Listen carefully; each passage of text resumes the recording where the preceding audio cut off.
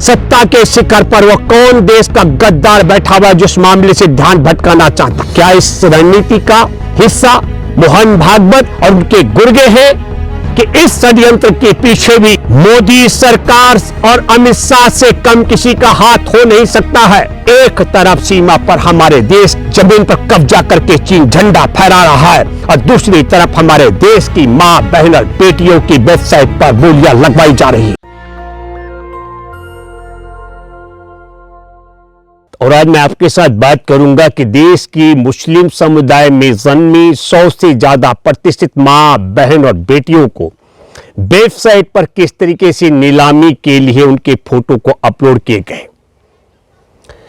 लेकिन मैं आपके साथ एक बात और साफ गोई के साथ कहना चाहता हूं कि धरती पर किसी के बाप की ताकत नहीं है जो मुस्लिम समुदाय की मां, बहन और बेटियों की बोली लगा सके। फोटो अपलोड करके वेबसाइट में आप उन्हें बदनाम कर सकते हैं। दूसरा, ऐसा शोगुफा करने के पीछे आप देश के अहम मुद्दों से ध्यान भटकाने का षड्यंत्र कर सकते हैं। मैं आपके साथ एक साफ गोई के साथ बात करना चाहता हूं कि इसमें कौन कौन लोग हैं जो 100 प्रतिष्ठित महिलाएं हैं, उनमें सामाजिक कार्यकर्ता हैं, अधिवक्ता हैं, पत्रकार हैं, कांग्रेस की पार्टी की नेता हैं और 14 अक्टूबर 2016 से जवाहरलाल नेहरू विश्वविद्यालय में लापता छात्र की मां है जो अपने बेटे को ढूंढ रही है। इसके पीछे की क्रोनोलॉजी को मैं कह रहा हूं कि किसी के बाप की ताकत किसी महिला को नीलाम करने की नहीं है, बावजूद इसके मुस्लिम महिलाओं को बदनाम करने के पीछे की क्रोनोलॉजी क्या है।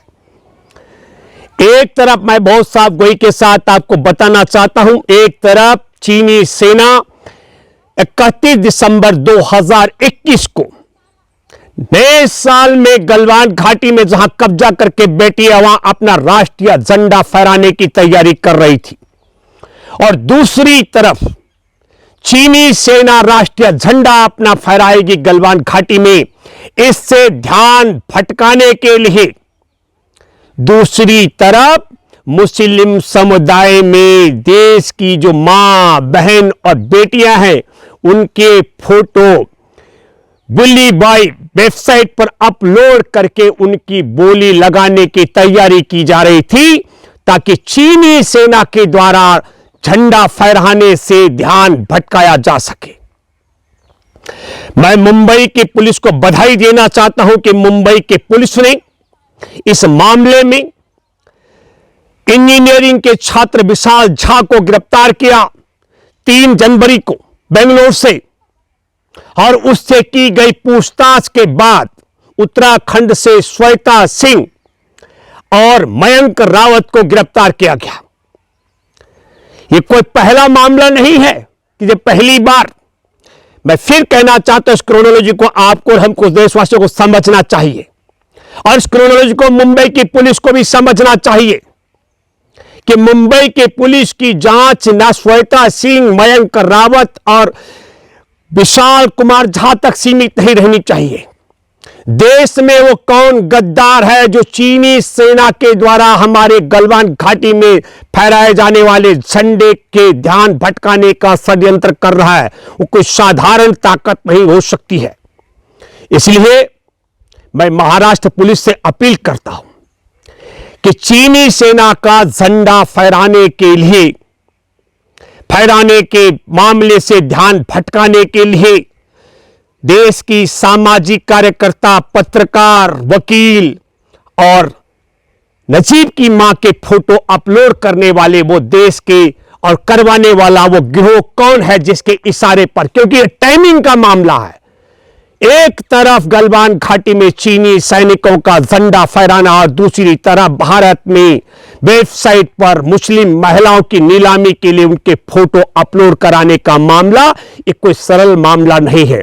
जो गिरफ्तार हुए हैं वो हो सकते हैं इनके प्यादे हो, पर असल मामला है कौन?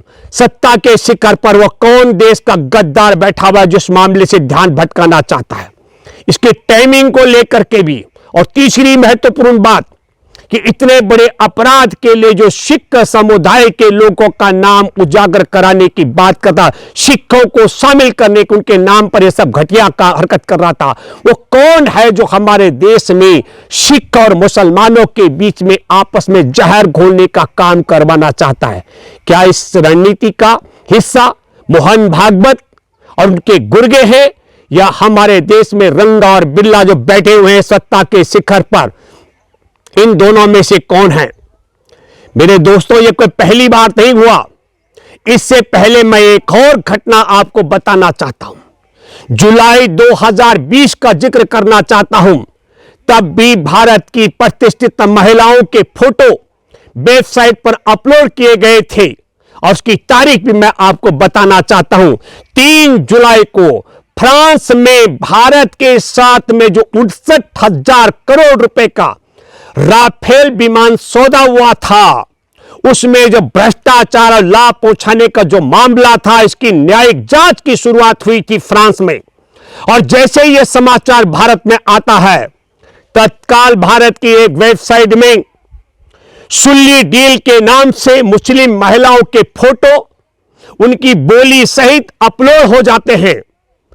तो राफेल घोटाले की न्यायिक जांच फ्रांस में शुरू हो रही हो और भारत में इस समाचार से ध्यान भटकाने के लिए मुस्लिम समुदाय की प्रतिष्ठित मां, बहन और बेटियों को उनकी बोलियां लगाने के लिए अपलोड किया जाता हो, यह षड्यंत्र कौन कर सकता है? मैं इसलिए साफ साफ कहना चाहता हूं कि इस षड्यंत्र के पीछे भी मोदी सरकार और अमित शाह से कम किसी का हाथ हो नहीं सकता है। यह बात मैं इसलिए भी कहना चाहता हूं कि जुलाई 2020 में इस मामले पर उत्तर प्रदेश और राष्ट्र देश के सबसे बड़े सूबे उत्तर प्रदेश में और राष्ट्र की राजधानी दिल्ली में मुकदमा दर्ज कराया गया था।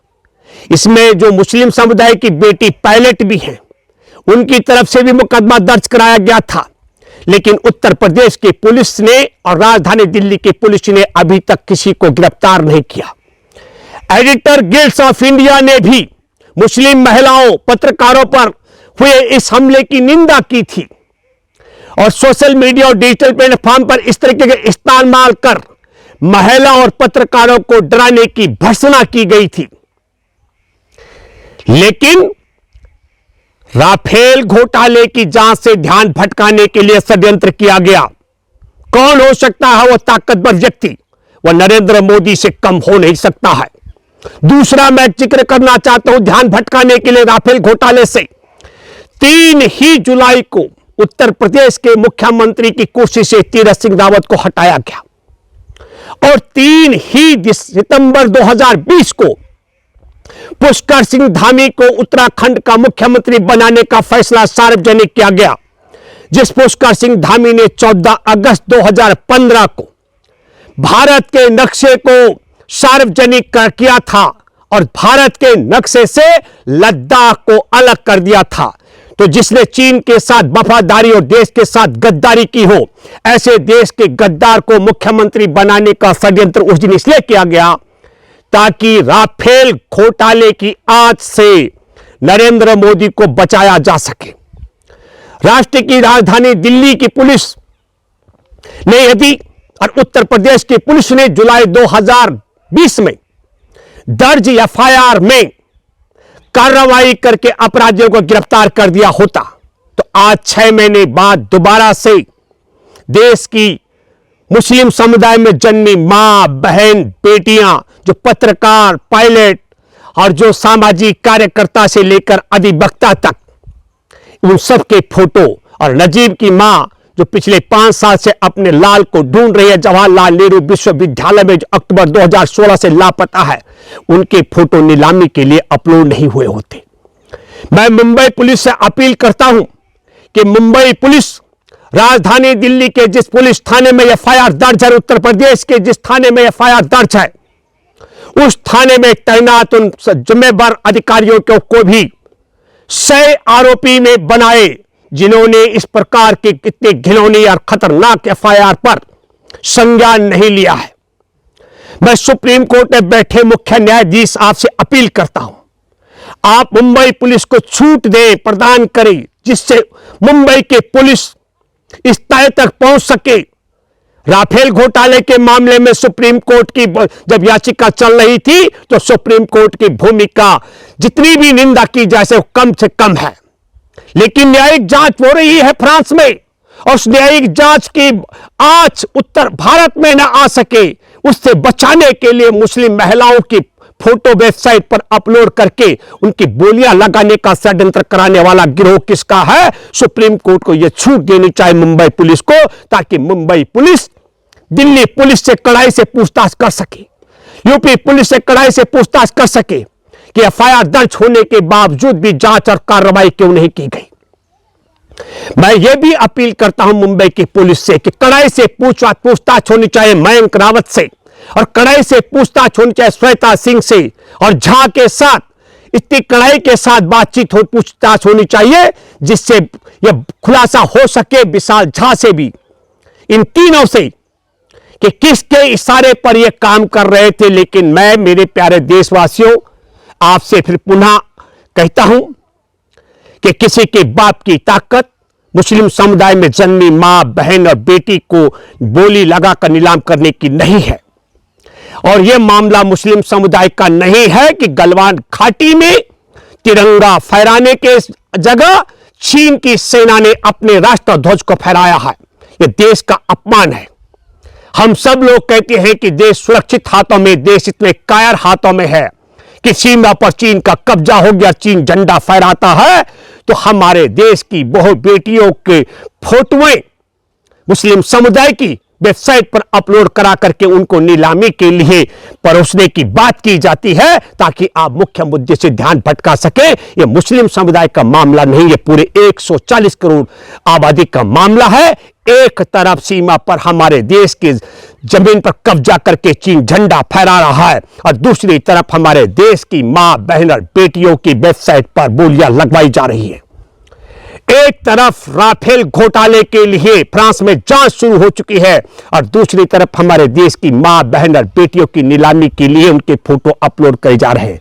तो मैं अपील करता हूं सुप्रीम कोर्ट के जजों से कि जो कुछ भी आपका तब भूमि कर रही हो राफेल घोटाले की जांच के मामले को लेकर के, लेकिन अब दूध का दूध और पानी का पानी हो सकता है। मैं अपील करता हूं मुंबई की पुलिस से कि कड़ाई से पूछताछ करे, और वह हर रास्ता अख्तियार करे जिससे यह हाथ वहां तक पहुंच सके जो देश का ध्यान भटकाने के लिए, चाहे गलवान घाटी में चीनी कब्जे से ध्यान भटकाने का मामला हो, चाहे राफेल घोटाले ध्यान भटकाने का मामला हो, मुस्लिम महिलाओं को बदनाम करने का षड्यंत्र कर रहा है। और मुस्लिम महिलाओं को बदनाम करने के लिए सिखों के नाम को बदनाम करने का उपयोग करने का षड्यंत्र किया गया है। इसकी जांच पड़ताल करे, ये उम्मीद मैं करता हूं। और मैं माफी चाहता हूं तमाम देश की प्रतिष्ठित मां, बहन और बेटियों के साथ से जिनके विषय में इस प्रकार के अनगढ़ प्रचार प्रसार किया जा रहा है, उनसे मैं माफी चाहता हूं। और मैं अफसोस और दुख के साथ, मुझे फिर अफसोस के साथ कहना पड़ रहा है कि उत्तर प्रदेश में भाजपा शासन है और राजधानी दिल्ली में भी अमित शाह की पुलिस है, इसलिए इसकी जांच पड़ताल नहीं की गई। मैं बधाई देता हूं मुंबई की पुलिस को और महाराष्ट्र सरकार को, और उम्मीद करता हूं कि दूध का दूध और पानी का पानी हो सके। और कितना बड़ा ताकतवर क्यों न हो, सत्ता के शिखर पर बैठा, उसके हाथ पर हथकड़ी पहुंचनी चाहिए, अपील मैं करता हूं। धन्यवाद। जय। नेशनल दस्तक की आपसे गुजारिश है कि अगर इसको बचाना चाहते हैं तो नेशनल दस्तक को सब्सक्राइब करने के लिए रेड कलर के सब्सक्राइब बटन को दबाएं, फिर बेल आइकन की घंटी दबाएं। नेशनल दस्तक को बचाने के लिए बहुत जरूरी है कि हर खबर को शेयर करें, लाइक करें, कमेंट जरूर करें।